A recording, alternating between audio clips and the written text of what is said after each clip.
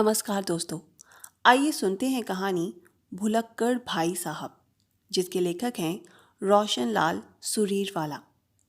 कहानी सुनने से पहले कृपया चैनल को सब्सक्राइब करें और अपना प्रोत्साहन दें। यद्यपि देर हो चुकी थी, किंतु जब हम साहित्य गोष्ठी में भाग लेने के लिए भाई साहब के घर पहुंचे तो वहां विचित्र स्थिति देखी। छत पर निश्चिंत मन बंदर बैठा हुआ और कवि तथा लेखकों का समूह उस बंदर को फुसलाने धमकाने में लगा था। किसी के हाथ में लाठी थी तो किसी के हाथ में रोटी, और सभी बंदर की ओर उन्मुख, जैसे चुनाव के अवसर पर विभिन्न दलों के प्रत्याशी मतदाता को बहकाते हैं। स्वयं भाई साहब भी सपरिवार इसी उद्योग में लगे थे। पता लगा कि बंदर खाट के नीचे से सरकारी गुप्त फाइल की भांति नया जूता उठा ले गया है और अब उसे मंत्री पद के समान छोड़ने को तैयार नहीं है। हमने भी कहानी की पांडुलिपि अपनी जेब में रखी और एक बांस उठाकर बंदर की ओर लपके। तभी भाई साहब एक स्टूल पर चढ़कर उचके और संतुलन बिगड़ गया। लाख संभलने पर भी पीठ के बल फर्श पर आ रहे। उठने से पहले चारों हाथ पैर आसमान में हिलाते चीख उठे, फाड़ डाला, हाय मेरा बिल्कुल नया जूता। दवा न मिलने पर जो दशा डॉक्टरों की होती है, ठीक वही दशा हम लोगों की थी। मरीज की बेचैनी बढ़ रही थी और हम विवश थे। सहसा भाभी जी रो उठी, कल ही भैया 40 रुपए का जूता दिलाकर गया है और आज ही बंदर से फड़वा लिया। हाँ हाँ, खूब विज्ञापन करो, अखबारों में निकलवाओ, प्रभात फेरी निकालो, रेडियो से प्रसारित कराओ। 17 साल में साले साहब 40 रुपल्ली का जूता मार गए। वाह, जैसे हम तो जन्म से नंगे ही चलते रहे हैं। चमार कहीं का। भाई साहब भी कमर के झटके मारते दहाड़ उठे। नहीं नहीं, आप तो जूते पहनकर ही पैदा हुए थे, भैया को चमार बता रहे हो। कल जूता दिलाकर लाया था तो बड़ी खातिर खुशामद कर रहे थे।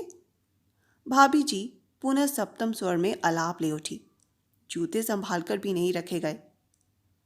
मैंने तो कहा था कि अपने कमरे में रख लेने दो, नए हैं। तुम्हारे पैर में तो शनीचर है, जाने कहाँ कहाँ घूम कर आए थे, और मैं जूतों को धुले पूंछे कमरे में रख लेने देती। दोनों करा रहे थे और झगड़ रहे थे। अचानक हमारी निगाह खाट के नीचे गई। एक जूता वहां चुपचाप तमाशा देख रहा था। भाई साहब के पैरों की ओर देखा तो सारा माजरा समझ में आ गया। अब तक या तो किसी ने खाट के नीचे देखा था या भाई साहब के पैरों की ओर। दोनों जगह एक साथ किसी की नजर नहीं पड़ी थी। अधिकांशतः तो आरोप सुनकर ही बंदर को अपराधी मान बैठे थे। हमने गंभीर मुद्रा में भाई साहब से प्रश्न किया, बंदर आपके सामने जूता ले गया? बिल्कुल, और फाड़ भी डाला, जैसे पेट का ऑपरेशन कर दिया हो। भाई साहब ने तुरंत उत्तर दिया। तभी उनकी और सभी अभियानकर्ताओं की दृष्टि खाट के नीचे से हमारे द्वारा बांस से खींचे जा रहे जूते पर पड़ गई। भाई साहब एक जूता पहनकर कत्थक कर रहे थे। भाई साहब और भाभी जी दोनों ऐसे शर्माए जैसे बच्चों के सामने मजाक करते पकड़ लिए गए हों। जब एक कमरे में गोष्ठी जम रही थी तो रसोई घर में व्यस्त भाभी जी से हमने जा पूछा, भाभी जी, ये दशा कब से है भाई साहब की? भैया, शुरू से ही है। भाभी जी के स्वर में दुख भरा हुआ था। फिर बैंक में खजांची का काम कैसे करते होंगे? हमें भी यही चिंता रहती है। यदि इतना ही होता तो गनीमत थी। चाहे जब सड़क में लगे चबूतरे पर खड़े हो जाएंगे और सोचते सोचते एकाएक कह उठेंगे, बस बस रिक्शा रोको, हम यही उतरेंगे। और एक मुआ रिक्शे वाला है कि जैसे इस मौके की ताक में रहता है। इनका कहना खत्म हुआ नहीं कि रिक्शा लेकर आगे आएगा। रिक्शे के पैसे हजूर, उसने कहा और इन्होंने उसके हाथ में पैसे रखे। वाह, अब भैया बस तुम पड़ोस में आ गए हो तो साथ साथ रहोगे सहोगे ही, सब पता लग जाएगा। भाभी जी जैसे रुआंसी हो उठी। हम समझ गए कि खिलाड़ी पाले से काफ़ी दूर कबड्डी दे रहा है। अच्छे खासे कद आकार और स्वास्थ्य के धनी 45 वर्षीय नरेश की शक्ल भोली अवश्य थी, किंतु उसे मूर्ख कदापि नहीं कहा जा सकता था। यदि कुछ बोले नहीं तो उनके नाक नक्शे से गंभीरता ही टपकती है। अतः हम सभी ने नरेश को भुलक्कड़ भाई साहब कहना आरंभ कर दिया। बाजार गुड़ लेने जाएं तो गोला ले आएं, चीनी के स्थान पर चावल ले आएं। सारा बाजार घुमाएं और घर लौटने पर सामान की याद आए। कभी कभी एक लुत्फ और आता, पंसारी से बादाम लेने के बाद लट्ठे का भाव पूछ बैठते। पुस्तक विक्रेता से जब गुलाब जामुन की फरमाइश करते तो बेचारा हमारी ओर देखता ही रह जाता, जैसे आंखों आंखों में पूछ रहा हो, किसने बेवक्त छोड़ दिया है। एक बार मेहमान के लिए पान लेने गए तो किसी के साथ सिनेमा में जा बैठे और मेहमान बेचारा बेवक्त की एक छोटी सी नींद लेकर विदा हो गया। इसी प्रकार एक बार, क्यों, तबीयत कैसी है, ललकारते ऐन चौराहे पर एक बाराती से उलझ गए। सुलझने में आधे घंटे से अधिक लग गया। बारात खिसक रही थी और भाई साहब थे कि कांटे की तरह जैसे बारात का दामन थामे थे। इस बीच दोनों ने बड़े जोर से ठहाके लगाए, कई बार खीसें निपोरी, रह रहकर हाथ मिलाया और मिलाकर हिलाए। आगे चलकर भाई साहब ने हमसे पूछा, ये कौन महाशय थे? उस समय तो हद ही हो गई जब एक बार आप खाट के पाए पर पैर रखकर पॉलिश करने लगे। बोले, ये बुरुश मेरे पैर में क्यों चुभ रहा है? इसलिए कि आप पैर पर पॉलिश कर रहे हैं, हमने कारण बताया। जूता तो नीचे ही रखा था, भले आदमी पाए पर नंगे पैर को बुरुश से घिसे डाल रहे थे। कई बार तो भाई साहब ने बिना हवा के तूफान खड़े कर दिए हैं। एक बार आप SMV इंटर कॉलेज में अपने पुत्र को कार्यवश लिवाने गए।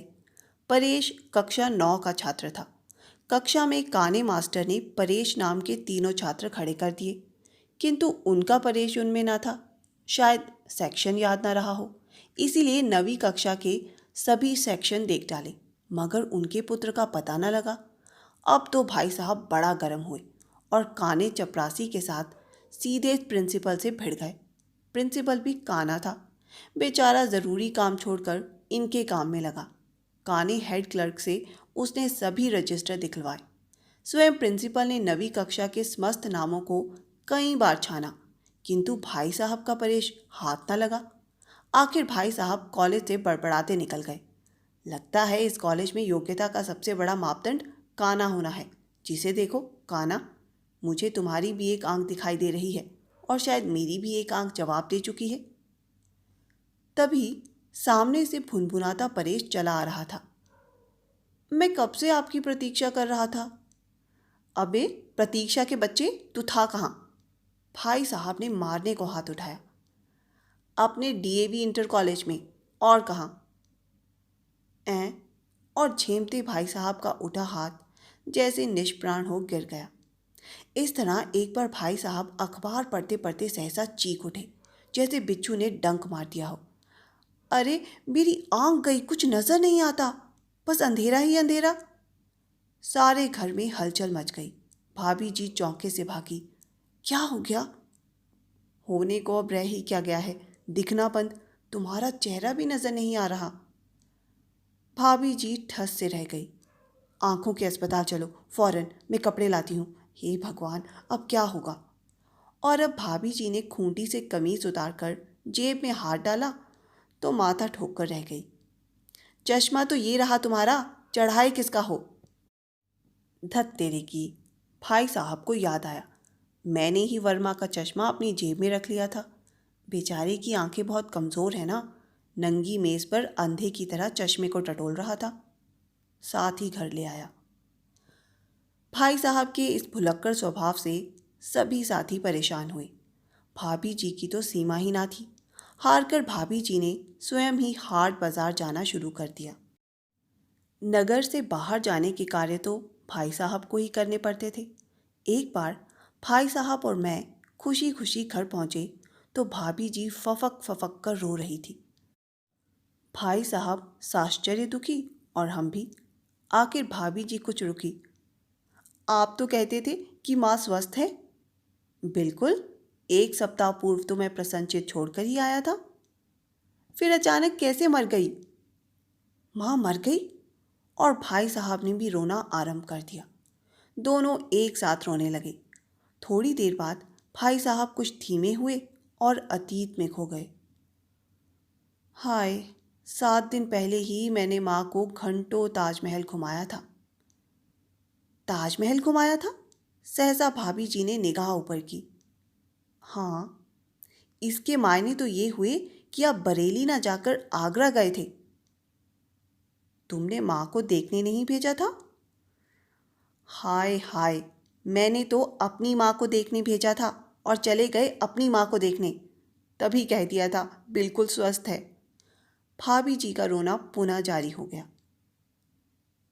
तो अब किसकी माँ मरी, तुम्हारी या मेरी? भाई साहब में कुछ आशा का संचार हुआ और रोना लगभग बंद हो गया। मेरी। और भाभी जी ने पछाड़े खाना आरंभ कर दिया। सहसा भाई साहब को कुछ ध्यान आया और उनके मुख पर उदासी छा गई। वे संभालने तथा संतावना देने के लिए भाभी जी की ओर अग्रसर हो गए।